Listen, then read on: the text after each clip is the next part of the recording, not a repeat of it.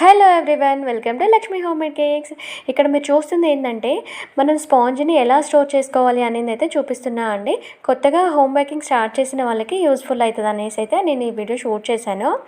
So ఇక్కడ ఏంటంటే మనం ఒక ప్లేట్లోని కేక్ని పెట్టేసి దాని చుట్టూ కూడా ఇలా క్లింగ్ ర్యాపర్ తోటి చక్కగా చుట్టేసుకోవాలండి. ఎక్కడ కూడా కొంచెం కూడా గాలి పోకుండా చాలా టైట్గా ఇట్లా పెట్టేసుకోవాలన్నమాట. సో కొంచెం కూడా గాలి తగలొద్దండి. ఇలా మొత్తం సెట్ చేసుకున్న తర్వాత దీన్ని తీసుకెళ్ళి ఫ్రిడ్జ్లో పెట్టేసుకోవాలి.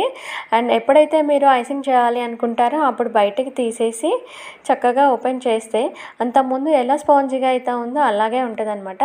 సో ఇక్కడ మీరు చూడండి, నేను నెక్స్ట్ డే ఆఫ్టర్నూన్ తీసాను, నైట్ ఎప్పుడో పెట్టేసి.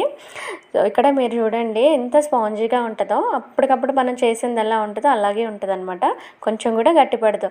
సో ఈ వీడియో మీకు యూస్ఫుల్ అయింది అనేసి అనుకుంటానండి. నచ్చితే లైక్ చేయండి. కొత్తగా చూసేవాళ్ళు సబ్స్క్రైబ్